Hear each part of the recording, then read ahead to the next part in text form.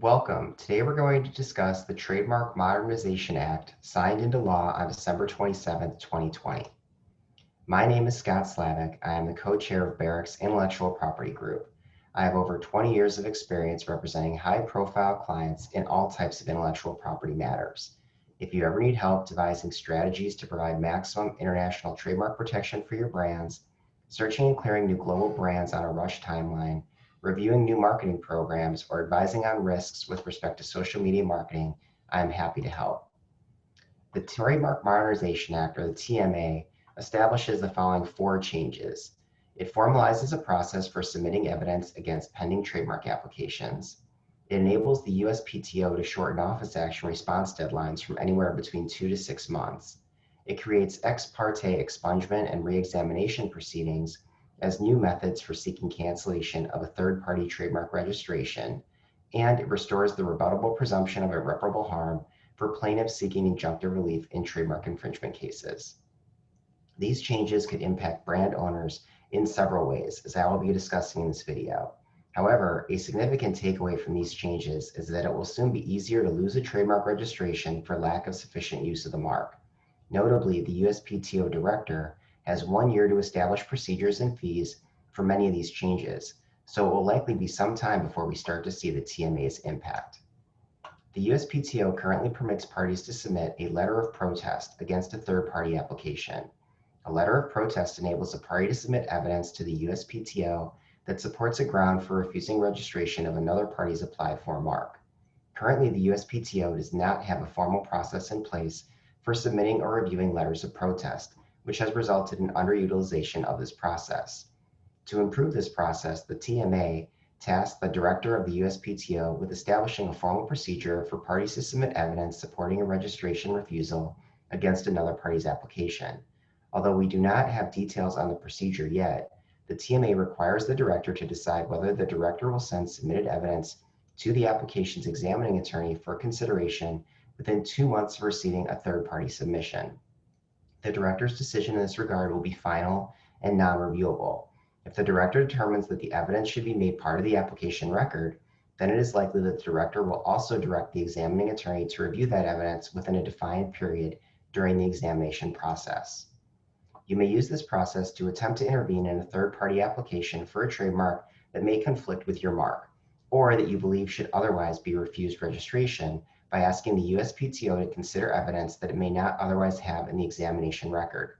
Of course, this process may be disadvantageous to brand owners by making it more difficult to secure a trademark registration. To help make the most of this new process, brand owners should consider setting up trademark watch services that alert the brand owner to pending applications for marks that may conflict with the brand owner's mark. Brand owners should also consider any potential negative consequences prior to submitting any evidence against another party's application. Under the USPTO's current practice, applicants must respond to issued office actions within 6 months from the issuance date to avoid the abandonment of an application. Many issues raised in office actions may be resolved fairly quickly, so the TMA enables the USPTO to set shorter response deadlines, anywhere between 2 months and 6 months from the office action issue date. If the USPTO issues an office action with a response deadline that is less than 6 months from the issuance date, the applicant may extend the response deadline. Pay attention to the response deadline if you receive an office action for your trademark application, as we may start seeing much shorter response periods than the 6-month period to which brand owners are accustomed. The USPTO currently permits inter parte cancellation proceedings against trademark registrations which occur before the Trademark Trial and Appeal Board, the TTAB. There are a number of grounds on which someone may petition to cancel a third-party registration, including the registration owner's abandonment or lack of use of the registered mark in interstate commerce. Cancellation proceedings are similar to court litigation in that both parties, the petitioner and the registration owner, engage in the proceeding and try to prove their case to the TTAB. The TMA establishes new ex parte expungement and reexamination proceedings, which may also be used to seek cancellation of a registration based on the owner's lack of use of the mark in commerce. These proceedings contrast with the existing cancellation proceedings in that the petitioning party will not engage in the proceeding after it files its petition to the USPTO director, requesting the director to initiate one of these proceedings. Also, in contrast to the existing cancellation proceedings, the USPTO director may commence an expungement or reexamination proceeding on his or her own initiative. The procedures implemented by the USPTO in expungement and reexamination are expected to be similar, but the timing in which a party may initiate each proceeding will differ.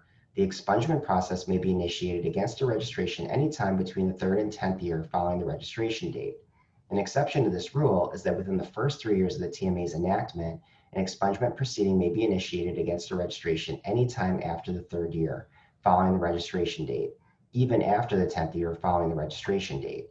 In contrast, a reexamination proceeding may be initiated against a registration anytime before the 5th year following the registration date for any registration based on use in commerce, but not against a registration that's based on a foreign registration or that is based on an extension of protection of an international registration.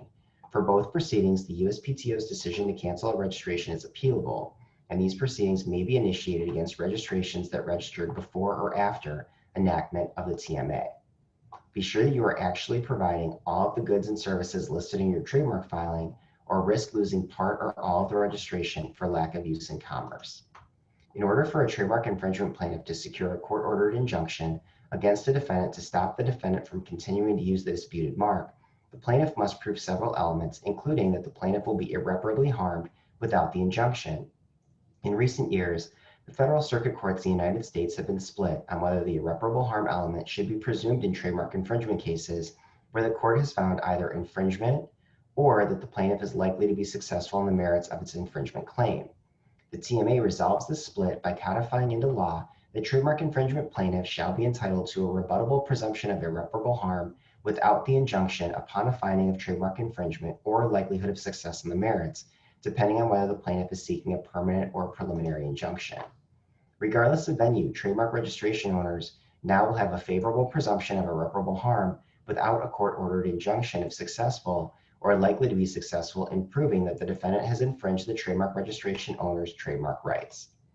If you have any further questions, please feel free to contact me or any of the Barrick lawyers that you typically deal with, and we'll be happy to help you.